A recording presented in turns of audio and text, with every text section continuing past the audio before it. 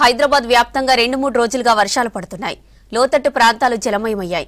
వర్షాల కారణంగా పబ్లిక్ ఎలాంటి సమస్యలు పడకుండా మాన్సూన్ ఎమర్జెన్సీ టీమ్స్ సిటీ వ్యాప్తంగా యాక్టివ్గా పనిచేస్తున్నాయి. నాలాల్లోకి దిగి చెత్తా చెదారాన్ని తొలగిస్తున్నాయి మాన్సూన్ ఎమర్జెన్సీ టీమ్స్. వర్షాలకు రోడ్డుపై నిలిచే వాటర్ను ఎప్పటికప్పుడు క్లియర్ చేస్తున్నారు. ముఖ్యంగా ఫ్లైఓవర్స్ పై వాటర్ వెంట్స్ ను క్లీన్ చేస్తున్నారు. లోతట్టు ప్రాంతాల్లో వరద నీటిని మోటార్లతో తోడేస్తున్నారు. సిటీ వ్యాప్తంగా 150 మాన్సూన్ ఎమర్జెన్సీ టీమ్స్ పనిచేస్తున్నాయి. గతంలో జీహెచ్ఎంసీ ఆధ్వర్యంలో పనిచేసిన మాన్సూన్ ఎమర్జెన్సీ టీమ్స్ ఇప్పుడు హైడ్రా ఆధ్వర్యంలో పనిచేస్తున్నాయి. హైడ్రా కంట్రోల్ రూమ్ కి వచ్చే ఫిర్యాదుల ఆధారంగా ఘటనా స్థలానికి వెళ్లి సమస్యలను పరిష్కరిస్తున్నారు.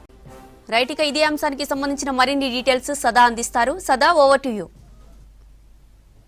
సిటీలో నాన్ స్టాప్గా వర్షం కురుస్తూనే ఉంది. లాస్ట్ 3 డేస్గా కంటిన్యూస్గా ఒకవైపు ముసురు పడుతుంటే మరికొన్ని చోట్ల భారీ వర్షం పడుతుంది. అయితే ఈ వర్షాకాలంలో పబ్లిక్కి ఇబ్బందులు కాకుండా హైడ్రా ఎమర్జెన్సీ టీమ్స్ పనిచేస్తున్నాయి. ఇటు నాలాల్లో ఉన్న చెత్తను సిల్ట్ను తొలగించడంతో పాటు రోడ్లపైన ఎక్కడైనా వాటర్ లాగింగ్ అయితే అక్కడికి వెళ్ళి కూడా వాళ్ళు ఆ వాటర్ అన్నిటిని కూడా బయటికి పంపిస్తున్నారు. సో ఈ వర్షాకాలంలో పబ్లిక్కి ఇబ్బందులు కాకుండా ఎలాంటి సమస్యలు లేకుండా ఉండేందుకు మొత్తం జీహెచ్ఎంసీ పరిధిలో 150 మాన్సూన్ ఎమర్జెన్సీ టీమ్స్ను హైర్ చేసుకున్నారు. గతంలో ఈ మాన్సూన్ ఎమర్జెన్సీ టీమ్స్ అన్ని జిహెచ్ఎంసీ ఆధ్వర్యంలో పనిచేసేవి. కానీ ఈసారి మాత్రం కొంచెం ఎఫెక్టివ్గా పబ్లిక్కి ఇబ్బందులు లేకుండా ఎలాంటి డిలే లాంటిది లేకుండా ఉండేందుకు హైడ్రాకి అప్పగించారు ప్రభుత్వం. సో దీంతో హైడ్రా మొత్తం 150 మాన్సూన్ ఎమర్జెన్సీ టీమ్స్ను నియమించుకొని ఒక్కొక్క డివిజన్కి ఒక్కొక్క టీం చొప్పున మొత్తం వీళ్ళైతే వర్క్స్ చేస్తున్నారు. సో ఎట్ ప్రజెంట్ మనం ముషీరాబాద్ దగ్గర ఉన్నాము. సో ఇక్కడ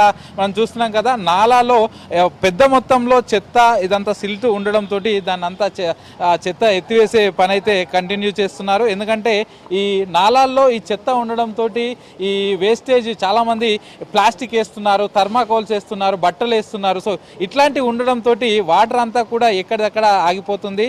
దాంతో వర్షం పడ్డప్పుడు ఆ వాటర్ ఈ వాటర్ అంతా కూడా ఇళ్లలోకి వచ్చి చేరుతున్నాయి, రోడ్ల మీద ఉంటున్నాయి. సో దీంతో ఈ హైడ్రా మాన్సూన్ ఎమర్జెన్సీ టీమ్స్ ఇక్కడికి వచ్చేసి ఈ క్లీన్ చేస్తున్నాయి. సో వీళ్ళకు డెసిగ్నేటెడ్ ఏరియాలు ఉన్నాయి. ఒక్కొక్క డివిజన్కి ఒక్కొక్క టీంను ఏర్పాటు చేశారు. సో ఈ టీంలో ముఖ్యంగా వాటర్ లాగింగ్ అయినప్పుడు సో అక్కడి నుంచి వాటర్ కూడా బయటికి పంపించడానికి ఒక స్పెషల్గా పంపు కూడా ఇచ్చారు. సో దాని ద్వారా వాటర్ని కూడా బయటికి పంపించవచ్చు. వీళ్ళకు కావాల్సిన సామాగ్రి కూడా అధికారులు అందజేశారు. సో వీళ్ళు కంటిన్యూస్గా వర్క్ చేస్తున్నారు. సో వీళ్ళు నైట్ టైం కానీ డే టైం కానీ వర్షం వచ్చినప్పుడేమో వర్షపు నీళ్లను బయటికి పంపించడము, అలాగే రోడ్లపైన ఎక్కడెక్కడైతే వాటర్ లాగింగ్ ఏరియాస్ ఉన్నాయో ఆ వాటర్ అంతా కూడా క్లియర్ చేయడం, ట్రాఫిక్ క్లియర్ చేయడం లాంటి పనులు చేస్తుంటే వర్షం లేని టైంలో ఇట్లాంటి నాలాలను క్లీన్ చేయడం, తద్వారా వర్షం పడ్డప్పుడు వాటర్ అంతా కూడా మొత్తం బయటికి పోవడానికి ఈజీగా ఉంటుంది కాబట్టి ఇట్లాంటి పనులు చేస్తున్నారు. అలాగే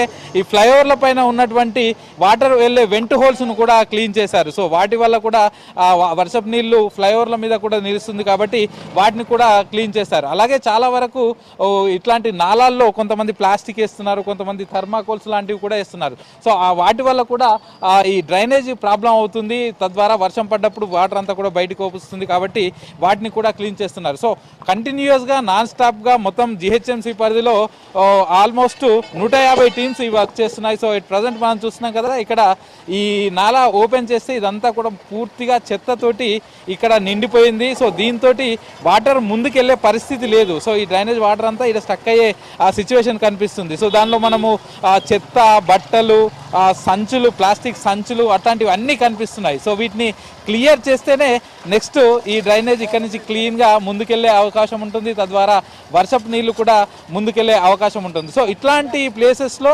ముందస్తుగా ఈ మాన్సూన్ ఎమర్జెన్సీ టీమ్స్ ఇక్కడికి చేరుకుంటున్నాయి. సో ఎక్కడెక్కడైతే ఇట్లాంటి ప్రాబ్లం ఉంటుందో అక్కడికి వెళ్తున్నాయి, వాటిని క్లీన్ చేస్తున్నాయి. సో అలాగే ఈ హైడ్రాకు సంబంధించిన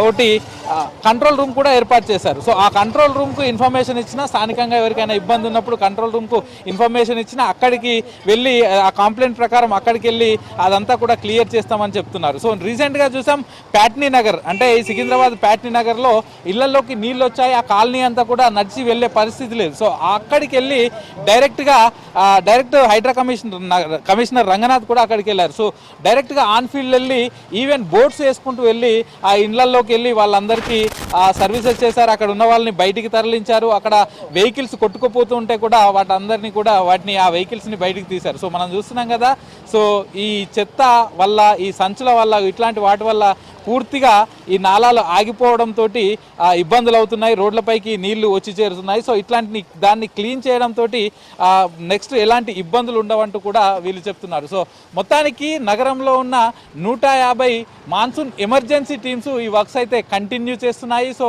డే అండ్ నైట్ వీళ్ళు 3 షిఫ్ట్ల ప్రకారం ఈ వర్క్స్ అయితే కంటిన్యూ చేస్తున్నారు. సో వర్షాకాలం అయిపోయే వరకు వీళ్ళ వర్క్ అయితే కంటిన్యూగా ఉంటుందంటున్నారు. సో మొత్తం ఈ 150 డివిజన్లకు గాను 30 మార్షల్స్ ఉన్నారు. వాళ్ళు ఎప్పటికప్పుడు వీళ్ళు ఏమేమి యాక్టివిటీ చేస్తున్నారు, ఎక్కడెక్కడ వర్క్ చేస్తున్నారు, ఏమేమి కంప్లైంట్స్ వస్తున్నాయి, వాళ్ళకి సంబంధించిన డెసిగ్నేటెడ్ ఏరియా ఎలా ఉంది అనేది కూడా మానిటరింగ్ చేస్తున్నారు. సో ఎక్కడ ఇబ్బంది లేకుండా, ఎక్కడ పబ్లిక్కి ఇబ్బందులు ఉన్న వర్షాకాలంలో ఆ ఇబ్బందులు తప్పించడమే మా లక్ష్యం అంటూ కూడా ఈ హైడ్రా ఎమర్జెన్సీ టీమ్స్ పనిచేస్తున్నాయి. కెమెరా పర్సన్ మహేష్తో సదానందం, V6 న్యూస్, ముషీరాబాద్.